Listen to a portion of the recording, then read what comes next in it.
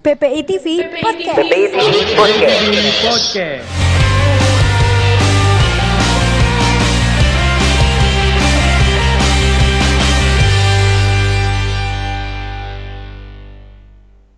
PPI Assalamualaikum warahmatullahi wabarakatuh. Halo teman-teman PPI TV, gue Rizza Azrian. Selamat datang kembali dalam program acara PPI TV Podcast.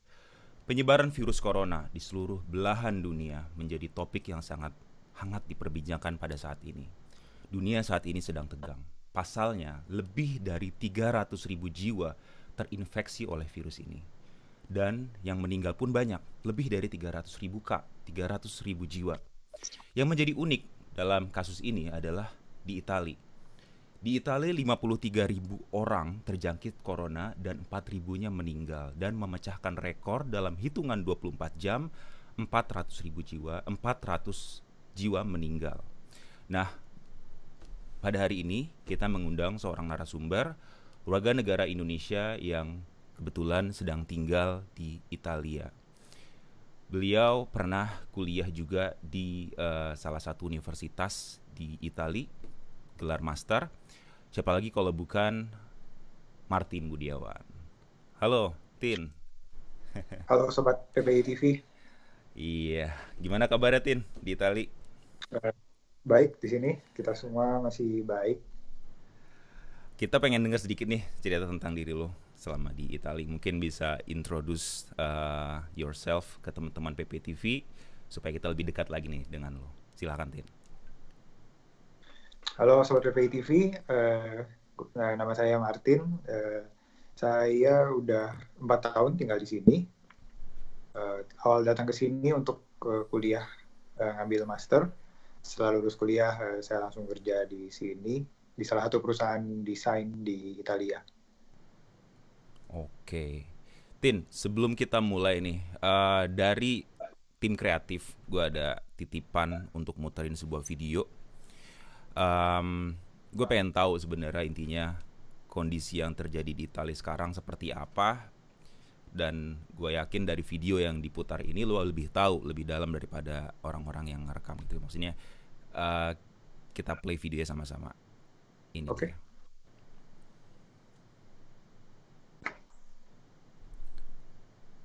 Ini di daerah mana, Tin? Ini nggak kelihatan videonya. Kelihatan. Di daerah, kalau nggak salah ini daerah Veneto ya. Juga. Sehari-hari kalau misalkan nggak dalam kondisi seperti sekarang, ini daerah yang paling sibuk gitu ya di Italia. Salah satu daerah yang paling sibuk. Bisa dibilang jalan tol di sini kurang lebih sama sibuknya lah sama kayak di Indonesia. Padat, banyak kendaraan lalu lalang, banyak truk lalu lalang juga.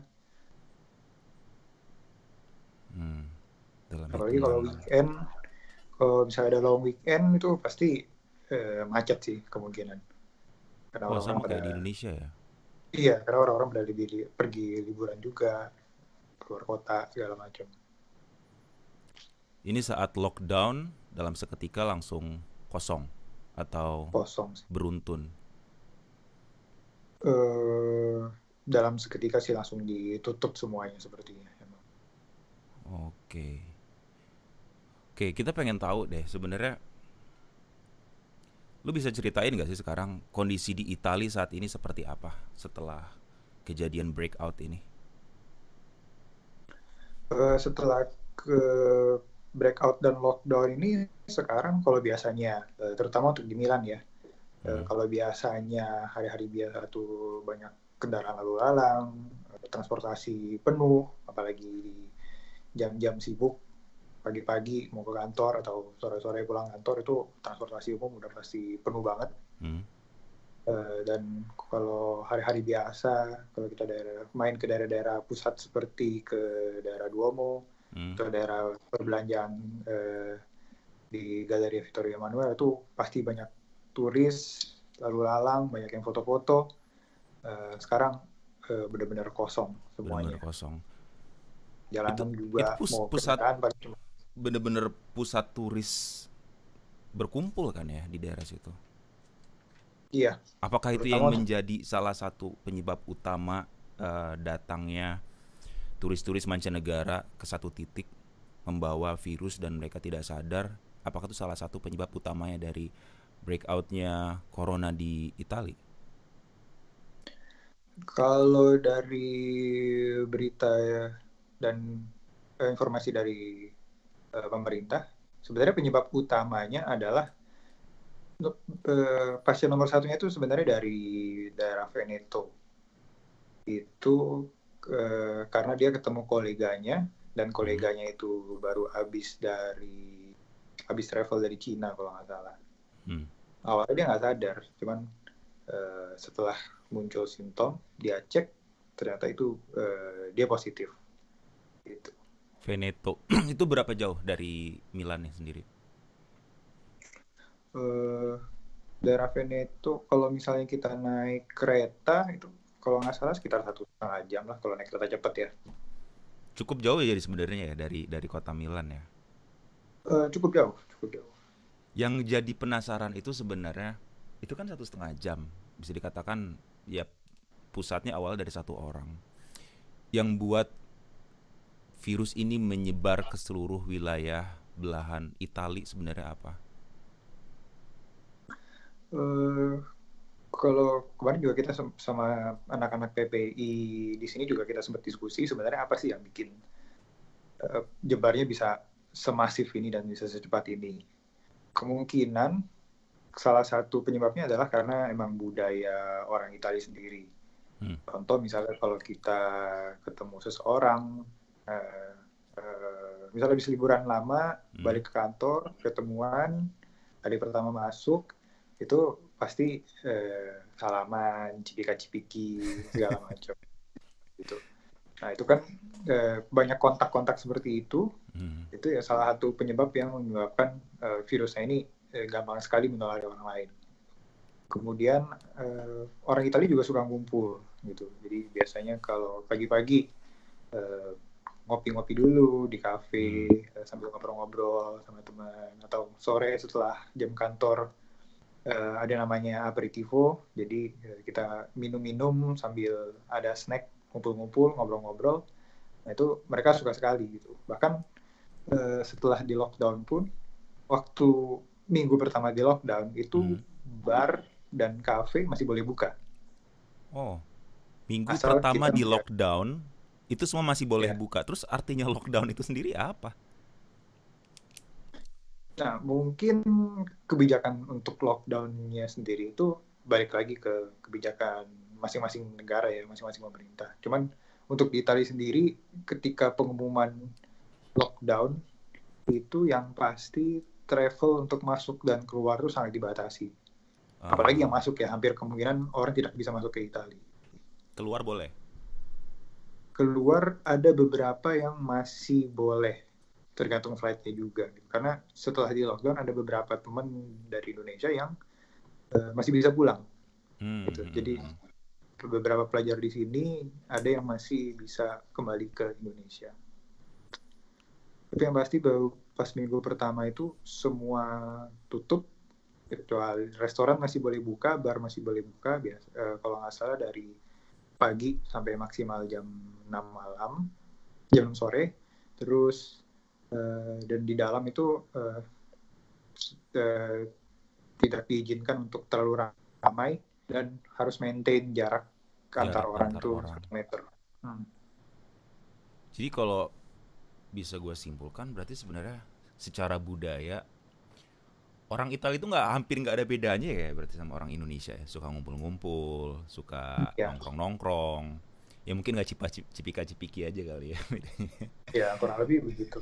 Kayak orangnya lebih, ya kan gue tinggal di Jerman, gue tahu gimana kalau dibandingin sama Italia. Orang Italia biasanya lebih hangat daripada orang Jerman kayak gitu. Dan bisa dibilang mungkin secara budaya, secara kultur hampir nggak ada bedanya dengan orang Indonesia. Yang artinya kalau gitu buat teman-teman PPTV terutama yang tinggal di Indonesia, hal yang terjadi di Italia ini besar kemungkinannya akan terjadi di Indonesia kalau kalian nggak waspada, bener nggak ya? Bisa dibilang seperti itu ya, karena gue juga ikutin berita-berita di Indonesia, sering baca-baca juga. media-media dari Indonesia. Kejadiannya bisa dibilang mirip dengan awal-awal sebelum di Italy breakout itu. Sebelum di Italy breakout. Jadi begitu ada kasus nomor 1, kita masih santai-santai aja. Wah, Italy udah mulai kena nih. Masih masuk kantor, masih ngumpul-ngumpul di bar, masih ngopi-ngopi, masih jalan-jalan, segala macam. Gitu kasus saya udah mulai naik, agak was-was. Tapi masih belum nyangka. Biasa aja. Oh, wah, udah mulai naik nih gitu. Gimana ya gitu, masih begitu. Jadi sebenarnya kalau berita lockdown itu kan mulai di lockdown itu kan sebenarnya kan dari 8 Maret. Tapi aslinya itu kita mulai dari akhir Februari itu udah diperintahkan sama pemerintah khususnya daerah Lombardi itu untuk work from home. Oh, dari berapa Maret? Dari akhir Februari. Akhir Februari. Oke. Saya lupa tanggal persisnya. Jadi begitu angkanya sudah mulai naik, kalau nggak salah waktu itu udah mulai 100-an, 100 berapa gitu, 140 atau 100 berapa. Di daerah Lombardi itu sudah dikeluarkan perintah untuk kalau bisa work from home. Jadi kantor saya pun juga sudah mulai work from home, dan beberapa office lain juga sudah mulai menerapkan itu. Tapi untuk kegiatan sehari-hari, restoran, bar, sinema, segala macam itu masih jalan normal. Masih jalan. Turis juga masih jalan normal. Turis juga masih lalu lalang, daerah Duomo masih rame. Bedanya cuman mulai itu aja. Untuk keluarga yang bekerja sudah mulai dikirim kerja di rumah. Kerja di rumah, home office. Itu berarti peraturan diberlakukannya buka jam berapa? Baru boleh buka jam 6 pagi ya berarti ya? Jam 6 pagi pertokoan atau rumah makan kayak gitu. Soalnya kalau di Jerman kan kita juga lagi partial lockdown sekarang. Jadi bisa dibilang kayak lockdown tapi nggak bener-bener full banget gitu. Di sini peraturannya kita jam 6 pagi, biar kalian tahu teman-teman di Indonesia, jam 6 pagi nggak boleh ada satupun yang buka sebelum jam 6 pagi dan semua harus sudah tutup sebelum jam 6 sore. Kayak gitu. Itu sama juga di Italia berarti ya? Atau enggak? Ada kebijakannya? Kalau pas awal-awal masih normal, nggak ada kebijakan luas gitu. Bedanya cuma itu aja, pekerja disuruh kerja di rumah gitu aja. Seluruh kerja di rumah. Dan hitungan berapa lama rentang dari mulai kekhawatiran itu timbul hingga sampai akhirnya kurvanya melejit ke atas tuh berapa hari? Yang sampai, yang 400 orang meninggal itu di hari keberapa, Tin? Wah, yang 400 itu baru minggu ini ya, kalau nggak salah. Saya juga agak lupa. Jadi minggu ini itu memang lagi cukup gawat, bisa dibilang. Minggu ini? Iya. Jadi angkanya naiknya sangat drastis. Sampai kemarin itu udah satu hari itu bisa 5.000 orang yang satu hari positif. Oh, yang satu positif, hari. Yang positif. 5.000 orang yang positif, dan kemarin itu hampir 800 ya 700 sekian yang meninggal dalam satu hari. Jadi, minggu berarti ini rekor 400 itu udah ditembus lagi dengan 800 sekarang. Iya, hampir 800. Wow. Kemarin itu 700 sekian, hampir 800, saya lupa angka pastinya. Itu kasusnya mereka meninggal di rumah sakit saat penanganan atau mereka kolaps di jalan yang kayak mungkin kita sempat lihat di Cina, tahu kan video-video di Cina yang orang lagi berdiri tiba-tiba kolaps di jalan. Itu kayak gimana kasusnya? Meninggal di rumah sakit atau di rumah masing-masing atau gimana tuh? Kalau yang lu tahu? Untuk pastinya saya sendiri kurang tahu, tapi yang saya tahu mulai sekarang ini memang rumah sakit sudah sangat penuh. Dan mereka terpaksa harus pilih-pilih pasien. Oh, jadi menurut informasi, kalau misalnya mereka sudah tahu orang ini tingkat harapan hidupnya sudah sangat rendah, itu akan dikirim kembali ke rumah. Karena mereka sekarang memprioritaskan yang masih bisa disembuhkan, masih bisa diselamatkan, gitu. Jadi memang Buat teman-teman di situasinya rumah nih, terutama yang di Indonesia, biar kalian tahu, gue pernah baca di salah satu artikel dalam medis, di saat dokter sudah diposisikan dalam kondisi harus memilih siapa yang harus diselamatkan, artinya itu sudah dalam kondisi yang sangat-sangat kritis, kayak gitu. Bayangkan berapa banyak jumlah penduduk Indonesia di Indonesia, ya berapa jumlah penduduk yang ada di Indonesia, berapa jumlah yang bandel, dan apa yang terjadi kalau misalkan hal ini terjadi di Indonesia. Dan kalian juga tahu seperti apa peralatan kesehatan atau fasilitas yang ada di rumah sakit Indonesia. Kebanyakan orang pada berobat ke Singapura, dan kalau misalkan hal ini terjadi di Indonesia, kalian bisa bayangkan apa yang akan terjadi gitu loh. Itali, gue pernah baca juga, Itali itu salah satu negara yang memiliki fasilitas medis dan pelayanan medis terbaik di Eropa ya, kalau nggak salah ya, Tin. katanya begitu. Katanya begitu, daerah Italia Selatan. Gue sempat baca seperti itu. Bayangkan untuk Italia aja dengan jumlah penduduk yang nggak sebanyak Indonesia, kita kan urutan ketiga di dunia. Dengan jumlah penduduk hanya sebanyak itu aja bisa sekarang kolaps sistem kesehatannya. Bayangkan kalau ini terjadi di Indonesia. Jadi ini jangan kalian pikirkan bahwa oh ini hanya penyakit luar negeri, hanya penyakit orang kaya, oh penyakit bule kayak gitu. Ini kalau udah nyampe ke Indonesia, kalian bisa dibilang mungkin no hopes. Jadi benar-benar diperhatikan tentang apa yang terjadi sekarang ini di seluruh dunia. Kira-kira begitu ya, Tin ya? Iya, benar banget, Rizka. Gue penasaran deh, eh, gimana terus? Jadi emang nggak bisa diremehin ya, karena memang penyebab bisa dibilang telatnya itu karena memang hampir, kalau menurut gue sih hampir semua negara awalnya ngeremehin. Ini cuman flu biasa, nanti juga bisa sembuh sendiri gitu. Tapi emang kalau melihat kejadian sudah seperti ini, memang ya sekarang posisi kita cuma bisa mengingatkan teman-teman yang di negaranya sendiri masih belum separah ini. Kita cuma bisa mengingatkan supaya berhati-hati, berjaga-jaga, supaya kondisinya tidak sampai seperti situasi di Italia seperti ini. Oke. Gue penasaran deh, gue pengen lihat deh. Lu pakai handphone kan ya sekarang? Ya.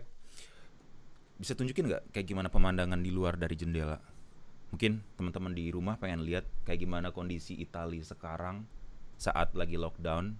Mungkin bisa disorot nggak, Tin? Pakai handphone. Oke, kalau kayak gini mesti keluar dulu sih. Enggak, dari jendela bisa nggak, dari jendela? Dari jendela di sini nggak ada view-nya. Oh enggak. Nggak ada view. Nggak ada view-nya, nggak ada. Oke. Kita juga ada beberapa foto dari tim kreatif yang pengen kita tunjukin ke kalian. Beberapa situasi Itali sebelum breakout dan setelah breakout. Sebentar, kita tunjukin di sini slideshow. Nah, ini. Sorry, bukan ini. Ini yang video tadi.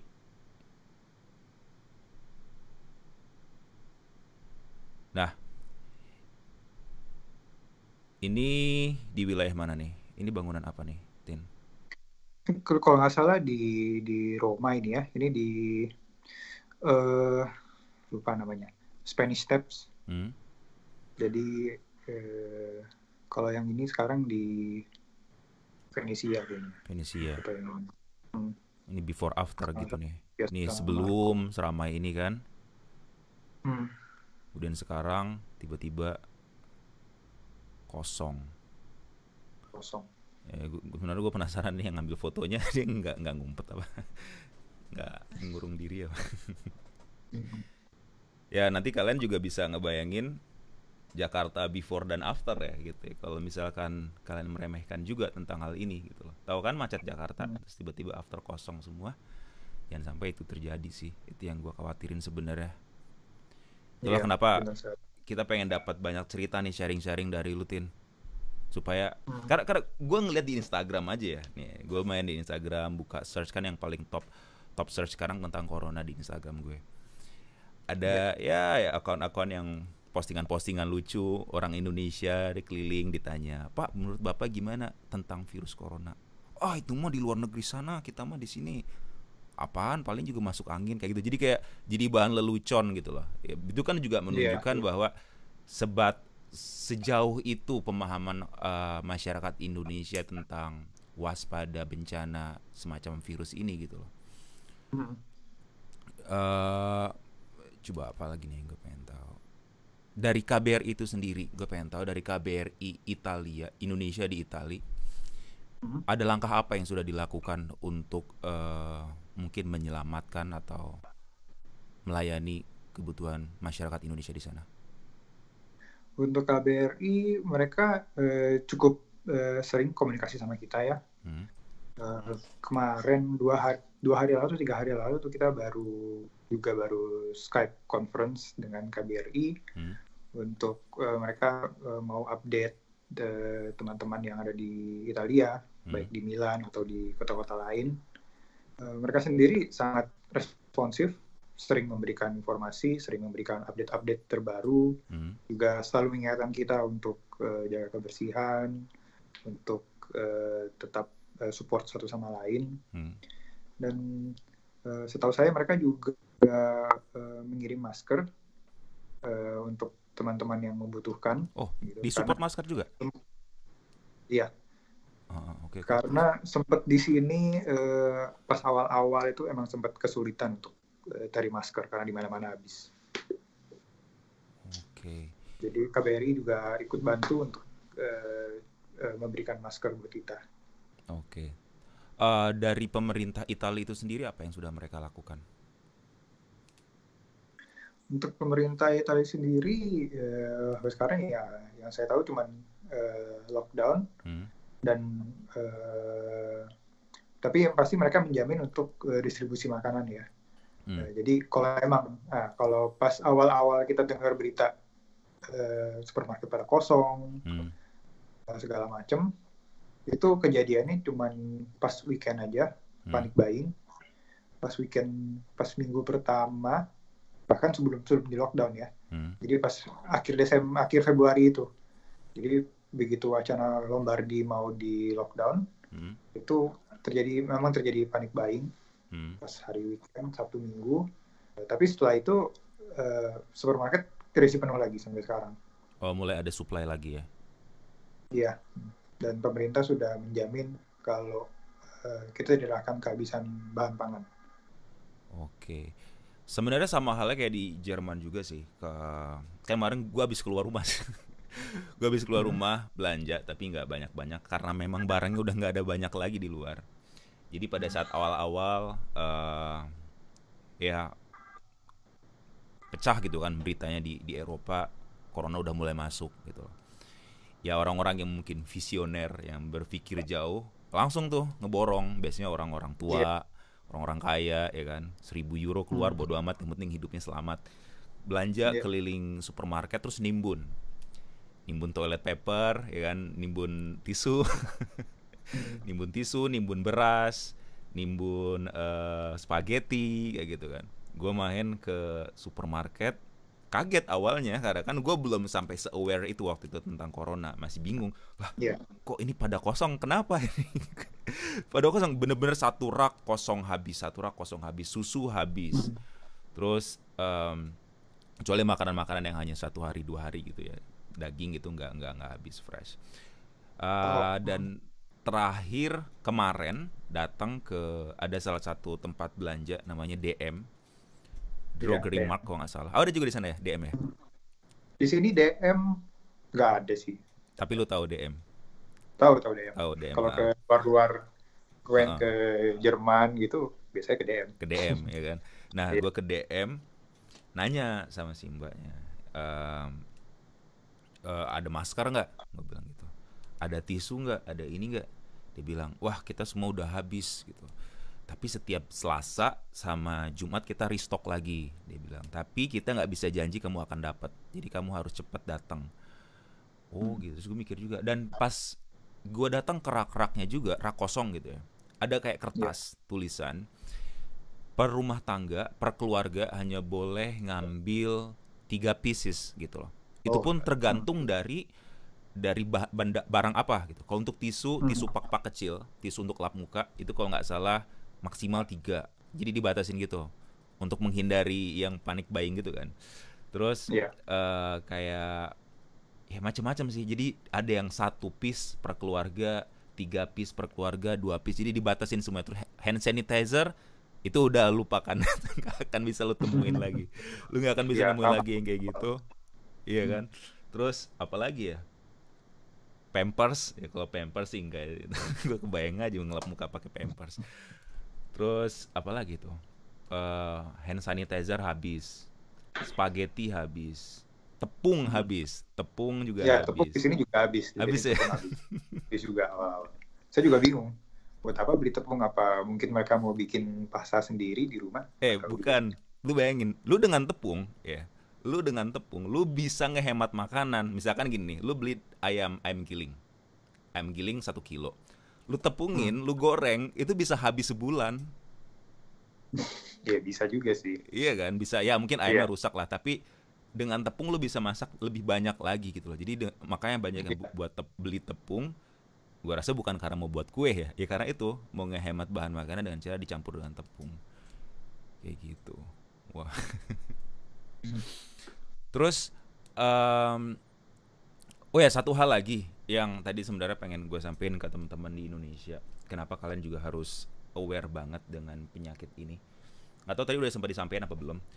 Eh jadi gini, anggaplah kalau misalkan kalian punya tubuh yang sehat, karena sering olahraga atau sering beraktivitas kayak gitu. Jadi kalian nggak mudah terserang dengan virus ini.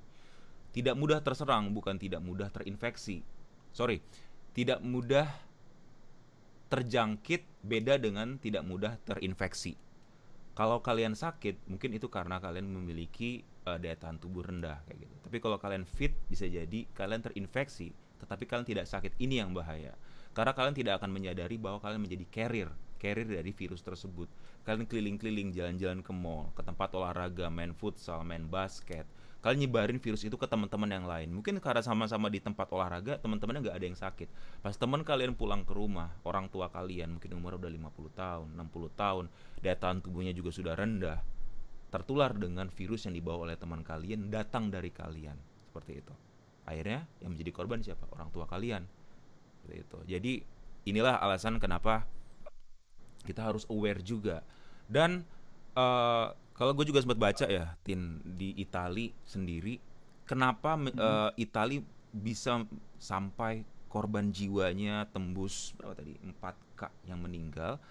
Kalau nggak salah, Itali itu salah satu kota atau bisa dikatakan kota di Eropa, negara di Eropa dengan jumlah penduduk tua terbesar di Eropa gitu loh. Jadi kalau nggak salah berapa persen, 6% lebih ya, Persenannya saya lupa, tapi emang kita ini tertua di penduduk tertua di Eropa kan terbanyak. ya, Iya, terbanyak betul. terbanyak orang tua di Eropa. Kalau nggak salah sempat baca 6, berapa persen, dan 6, berapa persen itu mereka yang hidup di umur lebih dari 80 tahun. Memang di Indonesia yang umur lebih dari 80 tahun tuh nggak banyak, tapi tingkat kesehatannya juga berbeda gitu loh. Jadi artinya ya itu tadi yang kita khawatirkan di sini, seperti itu. Bener banget, bener banget. Kemudian dari WNI sendiri lah, atau pelajar atau ya warga negara Indonesia yang tinggal di Italia, ada nggak yang dikabarkan terjangkit corona, Tin? Sampai sekarang, puji Tuhan semuanya masih sehat semua ya. Nggak ada yang terinfeksi satupun sampai hari ini. Jadi kita semua, puji Tuhan masih sehat semua, masih tetap bisa beraktivitas di rumah dengan baik. Oke, tapi sebenarnya itu sih tetap aja gue khawatir sih, karena kan kelihatannya sehat ya, tapi kita nggak tahu ya. Nah itulah fungsinya self isolation sebenarnya. Jadi karena kita sendiri nggak tahu apakah kita ini sebenarnya positif atau enggak, self isolation itu memberi peran yang sangat penting untuk menekan kasus corona ini. Karena kalau kita self isolation, otomatis kita nggak ketemu dengan orang lain, otomatis itu kasus kita nggak ngeinfeksi orang lain, jadi mengurangi penyebarannya, menekan kurvanya itu. Oke, terus makanya bisa dibilang sebenarnya pemerintah Italia ini agak terlambat sebenarnya untuk menerapkan self isolation ini. Jadi udah kemana-mana baru mereka menerapkan self isolation. Self-isolation. Masa inkubasi 14 hari itu kalau nggak salah kan ya? Ya. Jadi kita kalau misalkan gue nggak tahu ya, tapi di Jerman kalau misalkan kita masuk ke sempat berada di wilayah red zone, kita harus isolasi minimal 14 hari. Karena dalam 14 hari itu bisa dinyatakan kita maksudnya dalam hitungan 14 hari itu kita bisa menilai diri kita terinfeksi atau tidak. Nah, pertanyaan gue adalah, anggaplah nih, misalkan gue lah, ya jangan sampai, cuman misalkan gue terjangkit, misalkan gue self isolation 14 hari, tapi gue nggak, ya karena badan gue fit, gue nggak drop gitu, gue nggak sakit. Ada nggak kemungkinan, ya setahu lu ya, kalau 14 hari gue udah lewat, gue nggak kolaps, ada nggak kemungkinan virus itu masih ada nempel di badan gue? Karena memang sekarang virusnya sendiri sudah menunjukkan gejala asimptomatik, menurut gue masih ada kemungkinan ya. Makanya sebaiknya kalau emang bisa tes aja, gitu, supaya kita sendiri juga lega gitu. Oh ternyata gue negatif nih. Berarti cara paling benernya adalah tes ya? Sebenarnya kalau bisa tes dan ada kesempatan untuk tes, ya kenapa enggak gitu, supaya jelas, supaya clear kalau ya kita ini negatif. Oke. Karena memang sekarang kan sudah mulai asimptomatik ya. Kalau kita lihat bahkan di Indonesia sendiri, kalau baca-baca di berita, banyak orang-orang yang fit tapi ternyata positif. Iya. Tapi itu dia sih, check up-nya kan itu semuanya volunteer ya. Jadi kayak ya lu voluntarily datang ke rumah sakit untuk check up, dan kalau udah namanya volunteer itu kesadaran diri sendiri, dan gue yakin nggak semua orang sadar dan mau gitu loh. Ini sebenarnya yang bahaya, gue nggak tahu berapa lama virus ini akan terus bergulir di dunia gitu, karena ya anggaplah 14 hari dia ngerasa pede enggak, atau anggaplah misalkan gue terjangkit 14 hari gue oke fine aja, terus kayak kurva udah turun, misalkan gue ke luar negeri atau gue ke Indonesia, akhirnya gue bawa lagi ke Indonesia segala macam. Itu yang sebenarnya ya gimana ya, bingung juga sih. Nah, itu juga salah satu pertimbangan dari KBRI kemarin. Jadi himbauan dari KBRI untuk anak-anak untuk warga Indonesia yang ada di sini, itu sebaiknya tidak pulang ke Indonesia. Sebaiknya, oke, ini nih menarik nih. Di Italia sebaiknya tidak pulang, ya kan? Tapi di Cina, kalau nggak salah waktu itu sangat dianjurkan pulang, ya kan? Dan kalau nggak, gue tolong dikoreksi kalau gue salah ya. Gue sempat baca juga ada forward-forwardan lah di WhatsApp. Kalau nggak salah, Indonesia juga menganjurkan pelajar Indonesia yang ada di luar negeri atau siapapun WNI yang ada di luar negeri untuk pulang, dengan alasan salah satunya kalau misalkan ada apa-apa di negara tersebut, kamu nggak bisa pulang lagi gitu loh. Atau kalau misalkan kamu meninggal di sana, ya kamu nggak bisa dibawa pulang kayak gitu. Nah, ini sebenarnya yang benernya yang mana nih? Pas awal-awal memang ketika kasusnya belum melonjak, memang kalau nggak salah disuruh pulang ya.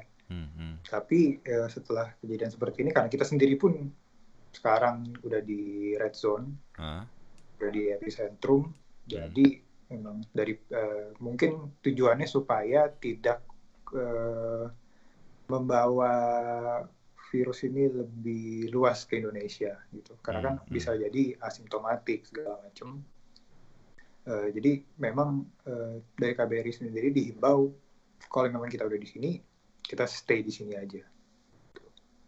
Karena di Indonesia sendiri juga sekarang kalau lihat dari berita-berita kemarin, banyak juga kasus yang imported kan.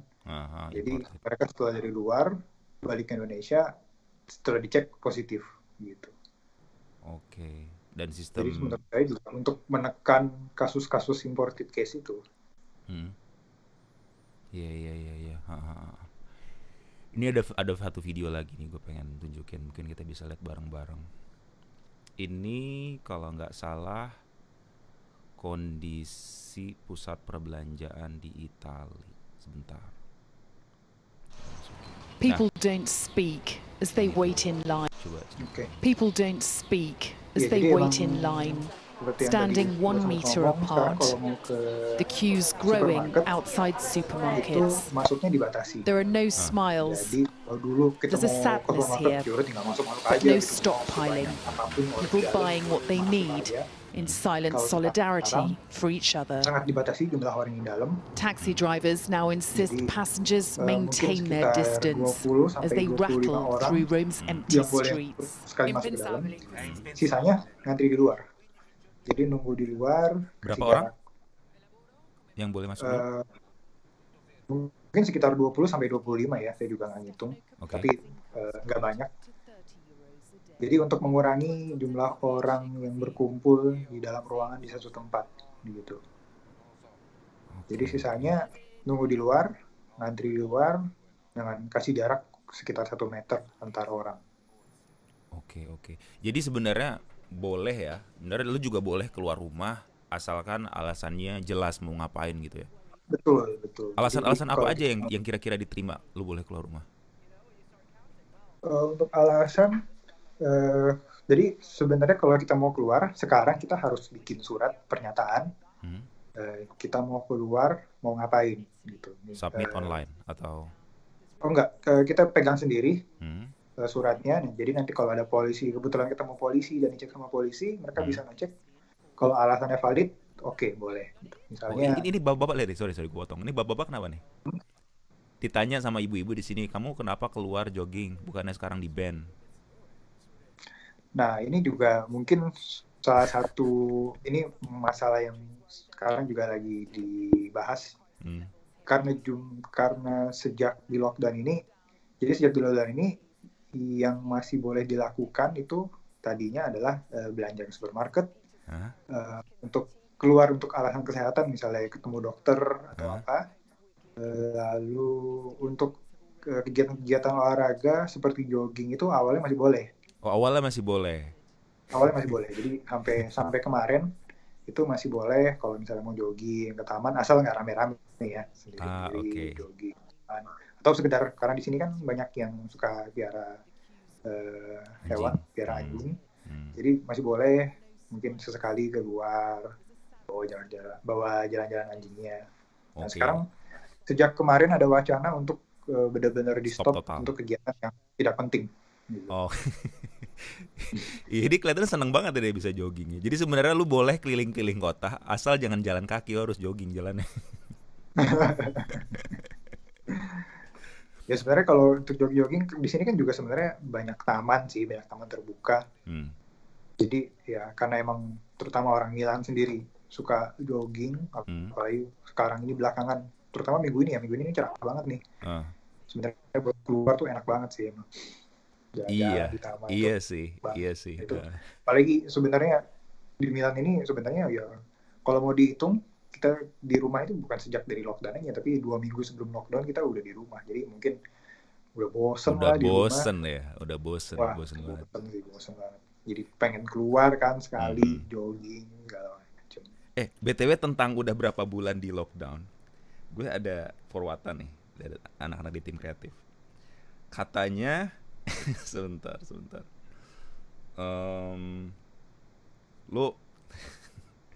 Lu tau lah ya Pornhub. Iya. Kayak situs Pornhub dia ngegratisin layanannya untuk mereka yang tinggal di Itali selama berapa lama itu. Itu lu juga tahu tentang itu ya? Emang disebar kemana-mana ya informasi itu? Iya, disebar di mana-mana. Itu amazing sih. Cuman yang gue pikirin ya, oke lah, gratis lah kayak gimana. Sehari 2 hari supaya adem di rumah gitu maksudnya kan.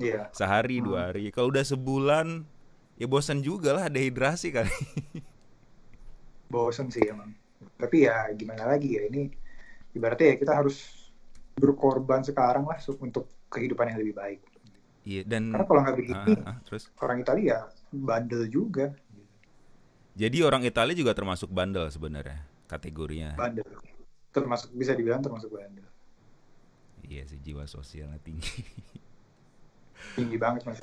Wah, mereka nggak bisa sih sebenarnya. Kalau sebenarnya situasi seperti ini mereka pasti udah begah banget sih, udah pengen keluar sih. Meskipun taruhannya nyawa, menurut lo? Tapi ya sekarang mereka sangat kooperatif sekali sih menurut gue. Kalau awal-awal masih bandel lah, disuruh kerja di rumah, malah liburan, main ke ski. Kan orang kantor gue juga ada yang komen, wah ini hotel penuh banget ini, padahal disuruh di rumah. Oh, jadi mereka manfaatin waktu lockdown untuk liburan. Iya, bener banget, itu awal-awal. Nih, beritanya gue dapat dari CNN kalau nggak salah. Ya, CNN Indonesia. Lockdown corona, warga Italia bebas nonton film porno. Iya. Ada-ada aja. Sebenarnya nggak hanya Pornhub sih yang ngasih kayak ginian, tapi juga Udemy. Lo tau kan Udemy? Udemy kalau yang buat belajar tutorial online itu ya? Tutorial online. Itu kan per course, ya kan gue ngikutin sinematografi, videografi, itu per course biasanya bisa sampai 2 jutaan. Kemarin 2 hari kalau nggak salah. 2 hari Udemy untuk course-course tertentu, masih dari tutor-tutor tertentu mereka ngegratisin. Udah, gue langsung subscribe, ada kayak 10 course. Kalau gue total itu mungkin worth sekitar 1.000 euro lebih lah. Wah, lumayan banget. Iya, voucher code-nya apa masalah? Stay home. Jadi memang benar-benar dia manfaatin waktu lagi lockdown ini untuk orang stay di rumah dan menggunakan service-service yang ada di internet. Iya. Jadi nggak seluruhnya kejadian lockdown ini merugikan banyak pihak, tapi ada juga yang memanfaatkan untuk bisnis sih kalau gue lihat. Terus selanjutnya gue penasaran juga nih, mainan apa lagi ya? Nah, kalau di Indonesia, di Jerman. Ya, jadi buat kalian juga di Indonesia yang penasaran tentang mungkin ada yang udah sempat planning untuk jalan-jalan ke Eropa, terutama ke Jerman. Ya memang kalian nggak akan bisa masuk, cuman biar kalian tahu salah satunya kenapa, itu karena ada peraturannya start dari tanggal 16 Maret kemarin kalau nggak salah. Tidak diperbolehkan lagi tempat-tempat tinggal kayak hotel atau Airbnb untuk memberikan pelayanan atau reservasi penginapan, terutama untuk mereka yang bertujuan untuk holiday, untuk liburan kayak turis. Jadi kalian datang ke sini juga nggak akan tahu mau tinggal di mana. Nah, kalau untuk di Italia sendiri, gue pengen tahu nih, dengar-dengar atau nggak tahu nih bener apa enggak ya, hotel-hotel dan beberapa tempat tinggal dijadikan penampungan untuk mereka yang terinfeksi. Apakah benar itu?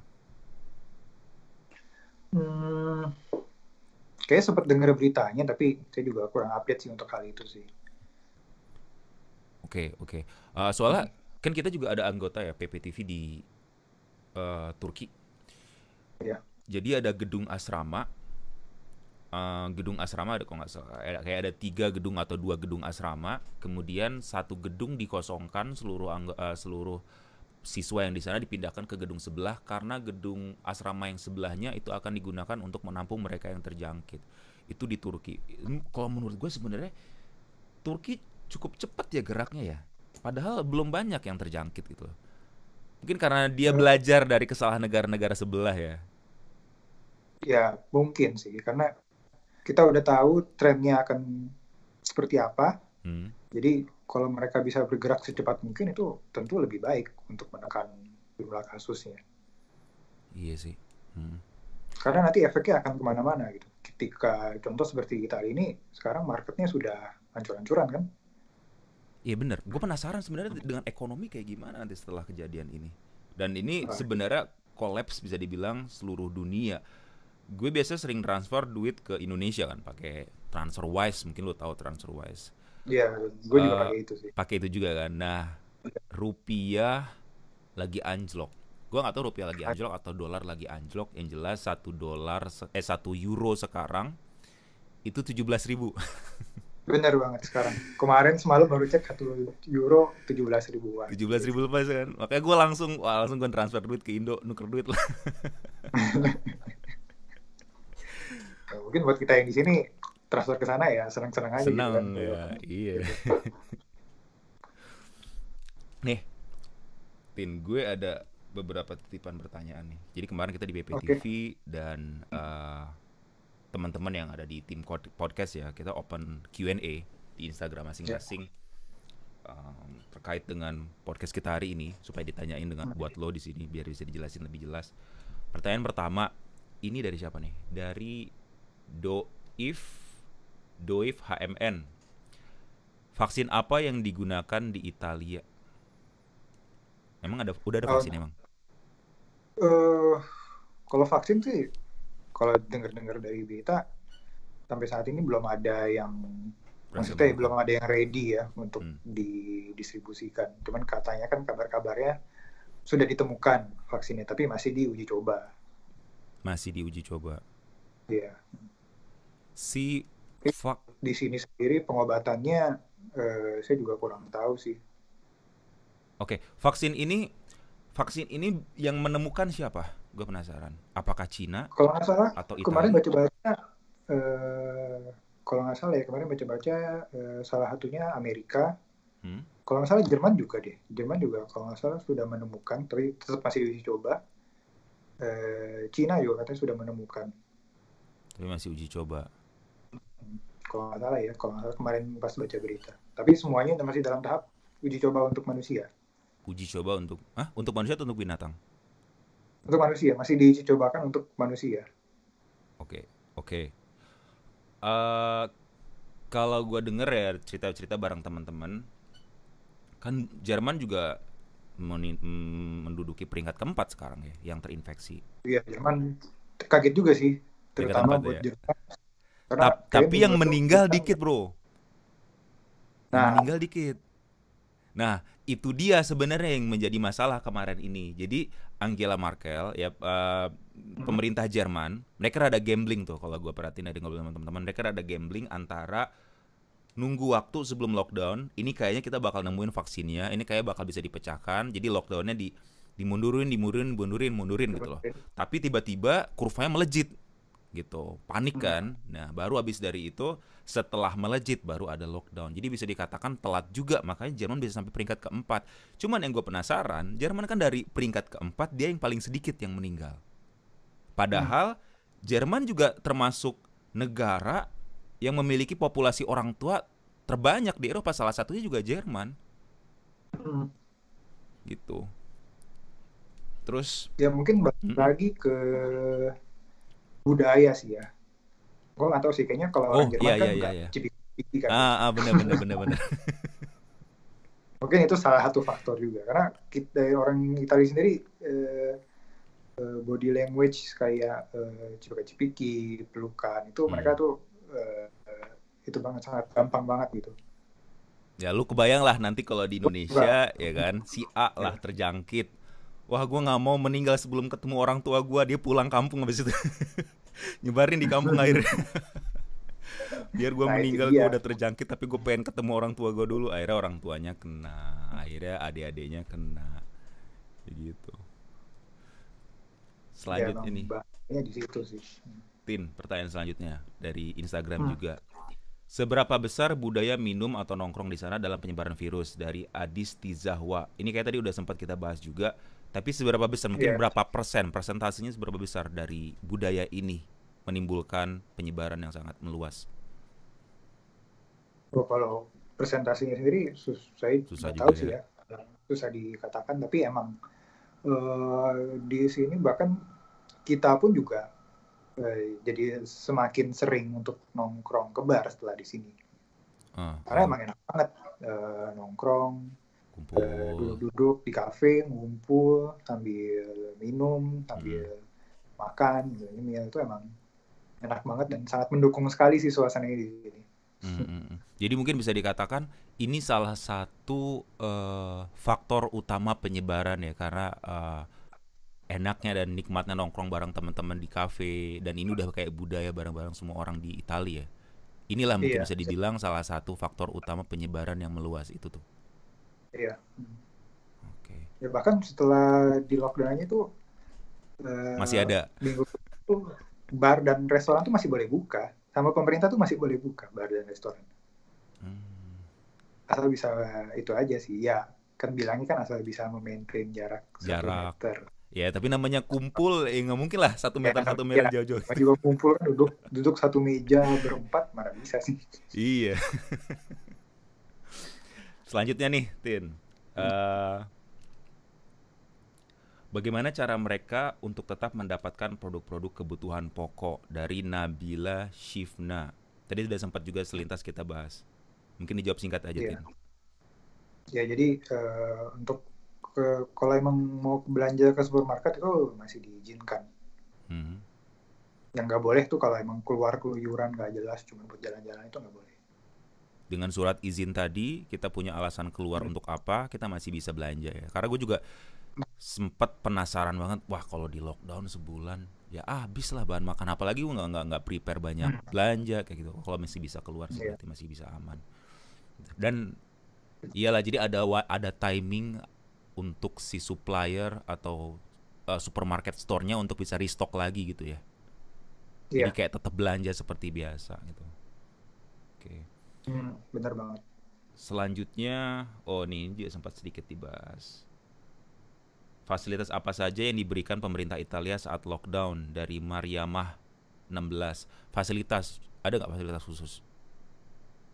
Fasilitas khusus yang gue tahu beberapa seperti provider internet gitu memberikan jasa internet gratis gitu. Jadi kalau tadinya lu browsing pakai kuota, sekarang nggak pakai Jadi kuota. nggak pakai kuota. Jadi lu mau browsing berapa lama pun nggak usah takut, nggak usah khawatir kuota bakal habis. Oke. Terus apa lagi ya?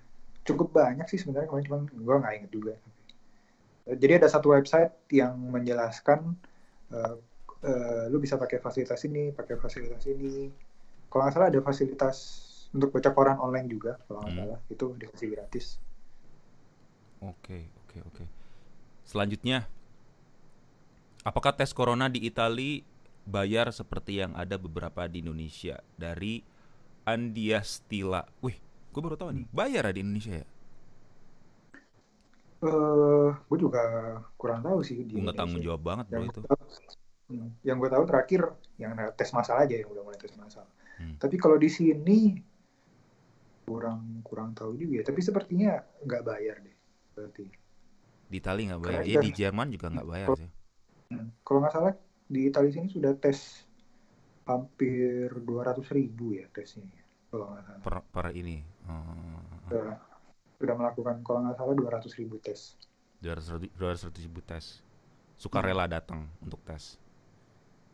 Nah kalau tes kayaknya, nah itu juga. Kalau prosedur aslinya sih yang saya tahu, kita telepon, nanti setelah setelah ditanya-tanya, mereka yang akan datang ke kita. Oke. Ya itu harusnya begitu, dan kalau gue rasa sih ya, kalau mau sebenarnya masalah ini benar-benar tuntas, tes kesehatan ini memang harusnya diwajibkan gitu loh, supaya setiap warga negara dapat kesempatan untuk tes dan digratiskan. Kalau menurut gue gitu sih ya, kalau misalkan pengen benar-benar semuanya tuntas. Dan kemarin sempat ngobrol juga sama teman, gue sendiri belum tes gitu. Cuman dia bilang, gue tadinya mau tes, tapi gue juga bingung. Kalau misalkan gue tes, gue keluar rumah, gue antriannya panjang gitu.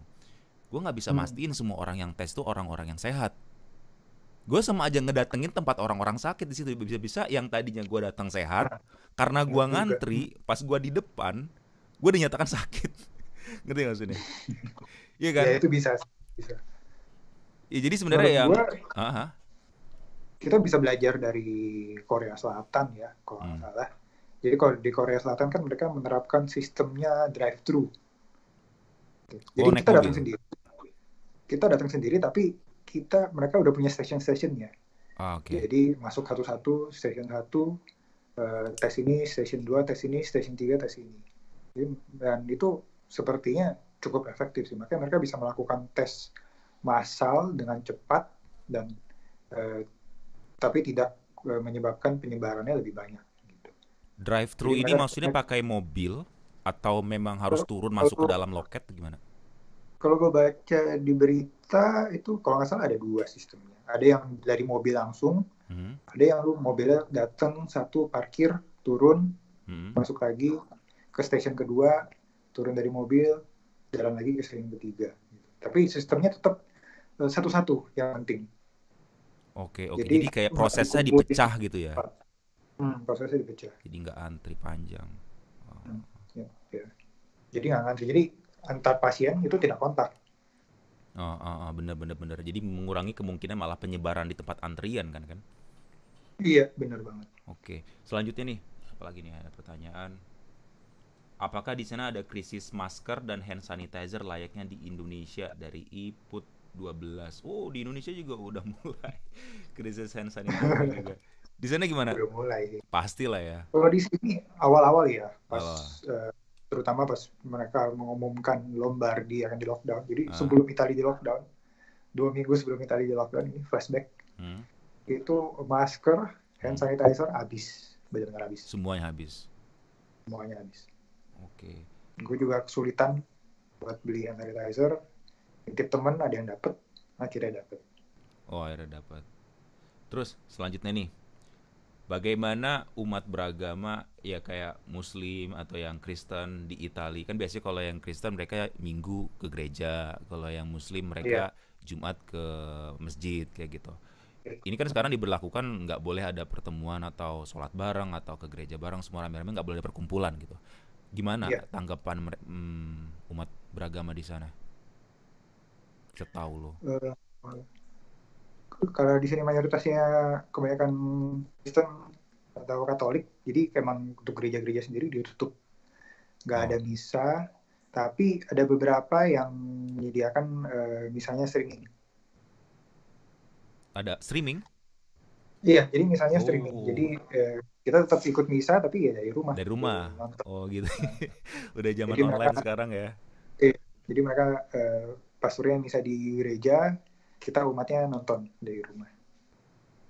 Dan kalau nggak salah di Indonesia juga ada yang Jumatan online.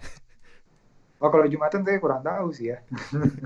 Gue nggak ngikutin sih. Soalnya kemarin juga dapat info, wah mau Jumatan terus tiba-tiba tutup, ya nggak jadi. Tapi emang di sini tempat-tempat yang bisa mengumpulkan orang banyak itu benar-benar ditutup. Di kawasan. Oke. Selanjutnya nih, strategi Italia dalam menghadapi COVID-19 dari Ko Andrian. Udah tadi kalau nggak salah udah kita bahas ya. Salah satunya dengan cara melockdown dan memberlakukan peraturan-peraturan sepanjang dari masa breakout ini. Selanjutnya ada lagi pertanyaan, mata uang di sana tetap stabil atau gimana nih? Dari Fauzi Ridwan 9081. Mata uangnya gimana? Udah kerasa? Kayaknya belum kerasa ya? Atau udah? Kalau mata uang kayaknya belum. Kalau di sini sih belum terlalu kerasa ya. Stabil ya? Ya kita belanja kebutuhan sehari-hari juga yang harganya masih stabil gitu. Oke. Nggak ada kenaikan yang drastis segala macam, nggak ada. Dan kayaknya kalau di Eropa sini, di Jerman gue rasa juga, gue yakin di Italia juga cukup ketat sih peraturan, nggak bisa juga kayak supermarket store semena-mena menaikkan harga barang hanya karena kehabisan gitu. Sama nggak sih? Kayak di harga juga sama aja di sana ya? Sama sih kayaknya. Sama kan?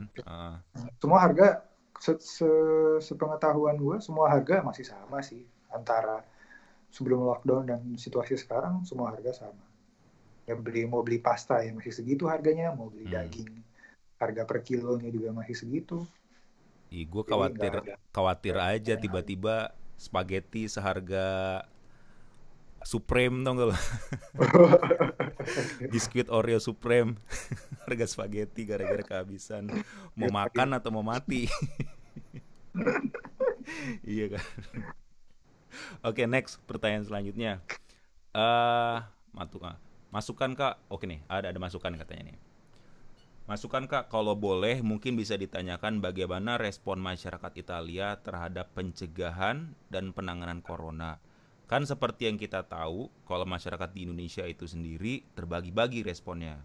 Ada yang masih cuek, masih tetap keluar rumah, tapi ada juga yang udah aware. Kalau masyarakat Italia sendiri gimana? Dari @cin, C-Y-I-N. Cin. Gimana masyarakat Italia menanggapi kebijakan yang dikeluarkan oleh pemerintah Italia? Ya seperti yang kita udah cerita tadi, awal-awal ya masih cuek-cuek lah, santai-santai. Cuman segini doang gitu kan. Tapi setelah melonjaknya tiba-tiba drastis, ya udah deh, mulai semuanya baru aware. sadar, baru mulai aware, dan semuanya kooperatif sih bagusnya. Oke, ini Mungkin masuk. masih ada satu dua yang bandel gitu. Oke, sorry gue potong. Ini sudah masuk dalam tahap law enforcement belum? Jadi kayak udah ada peraturan dan ada hukumannya kalau kita melanggar. Sudah masuk sampai tahap itu belum di Italia? Ada. Sekarang ada. Jadi kalau misalnya alasannya tidak bisa dipertanggungjawabkan, itu ada denda 200 euro atau penjara 3 bulan. Oh, berarti sama kayak Prancis ya? Prancis juga sama. Prancis juga. Oke. Jerman belum. Keluar rumah dan nggak punya alasan yang jelas, kena denda di atas 200 hampir 200 euro lebih, atau masuk penjara berapa bulan kayak gitu. Dan gua rasa sih sebenarnya di Indonesia juga kalau diperketat seperti itu, gua rasa juga orang pasti bakal stay di rumah ya. Iya. Udahlah, tapi habis uang ntar. Gimana? Harapannya sih jangan sampai seperti itu ya di Indonesia ya. Ya harapannya sih jangan. Cuman kalau misalkan ya lu tau lah kayak gimana orang-orang kita kan, kalau belum bener-bener ditekankan banget, belum diperaturankan banget, belum ada hukumannya, bahkan ada hukumannya aja mereka pasti ya iseng-iseng curi-curi lah kayak gitu. Itu ini sebenarnya yang gua khawatirkan tuh utamanya di situ gitu. Karena ketidaktahuan, karena ya mengabaikan, dan kita juga dari negara juga nggak ada penekanan terhadap peraturan, khawatirnya ya bisa terjadi gitu loh. Dan ketidaktahuan gitu loh.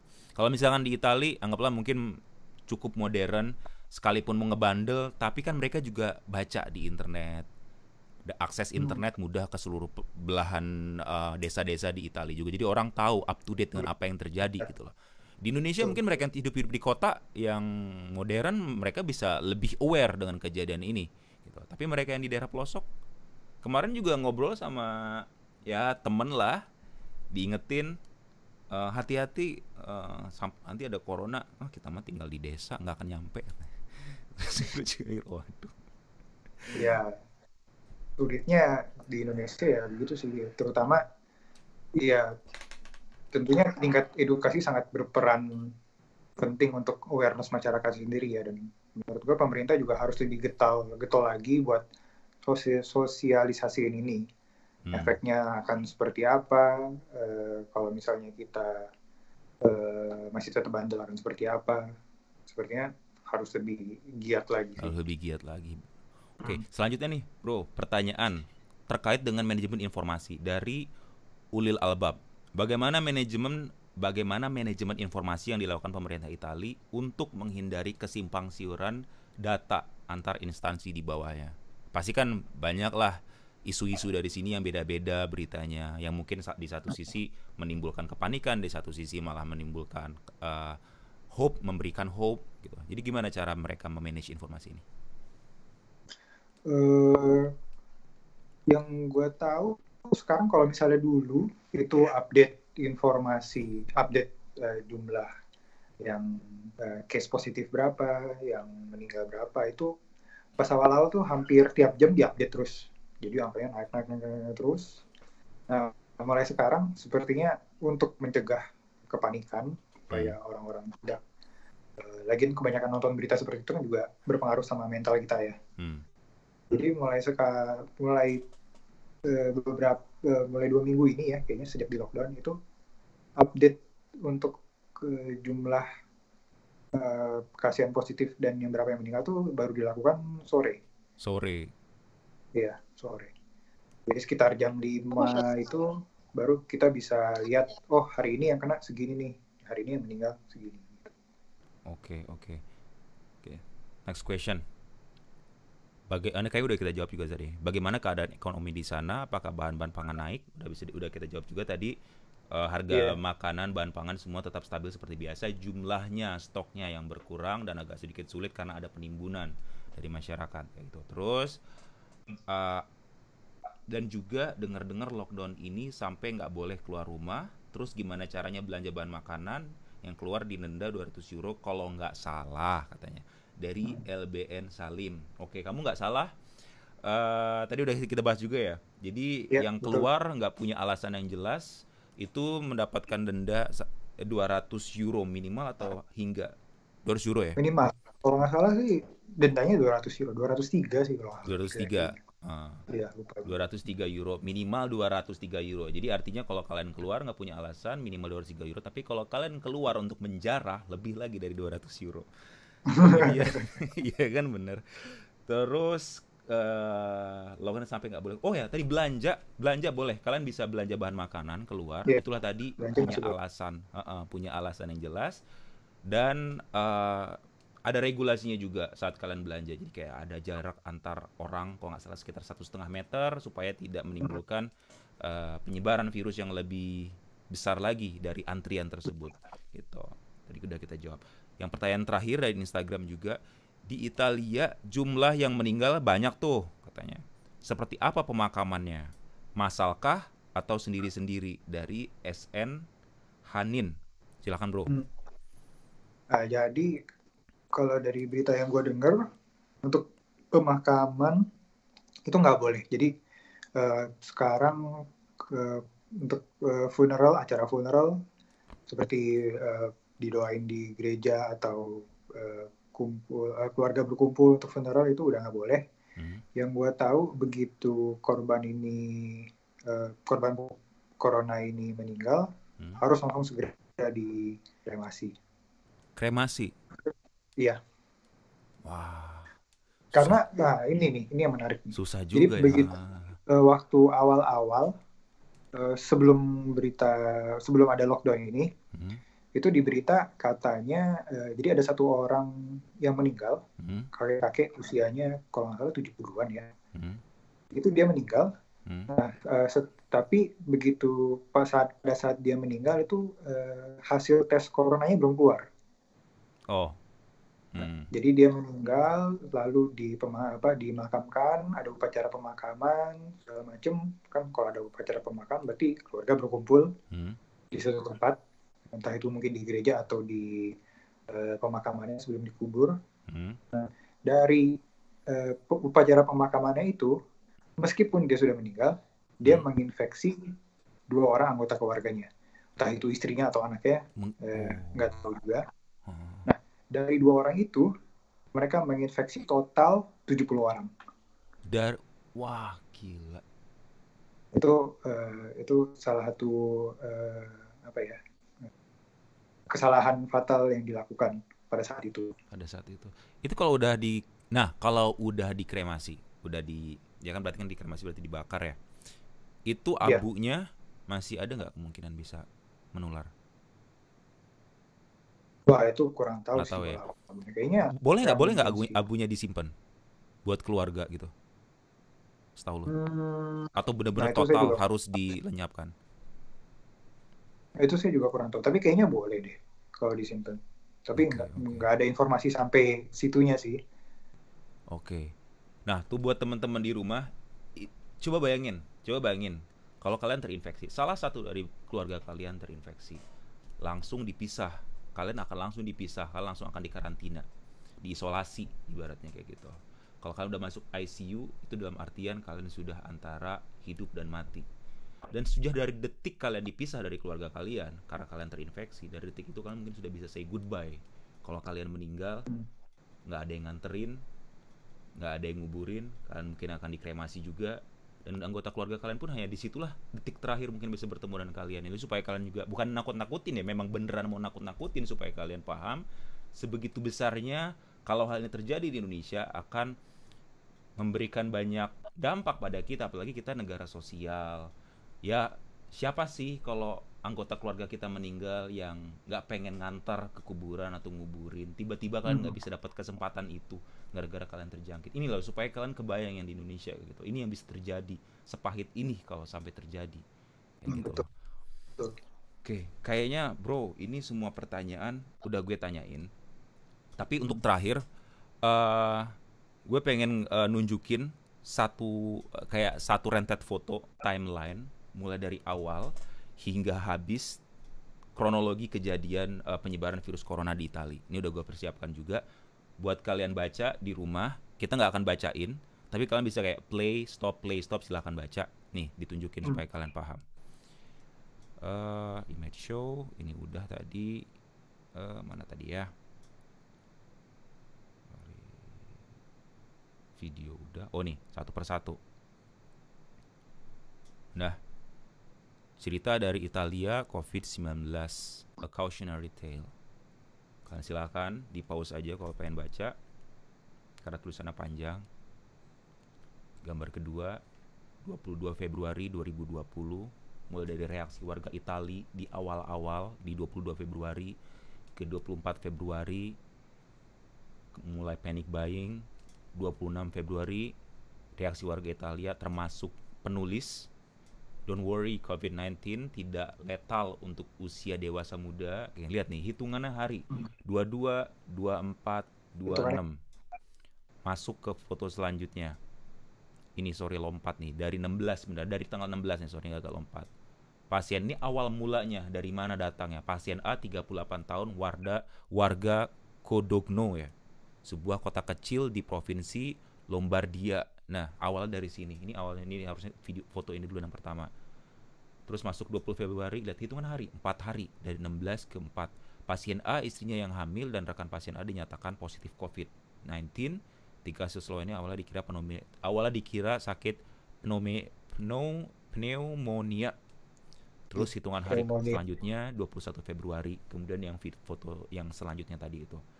Foto selanjutnya 9 Maret 2020. Lihat rentangnya agak cukup sedikit jauh. Mungkin disitulah kecolongannya pemerintah Italia di saat itu. Reaksi warga Italia menyadari bahwa COVID-19 bukan tentang apakah diri kita sendiri vulnerable atau high risk. Bahwa prioritas kita adalah tentang melindungi populasi beresiko dan mencegah krisis yang terjadi di rumah sakit.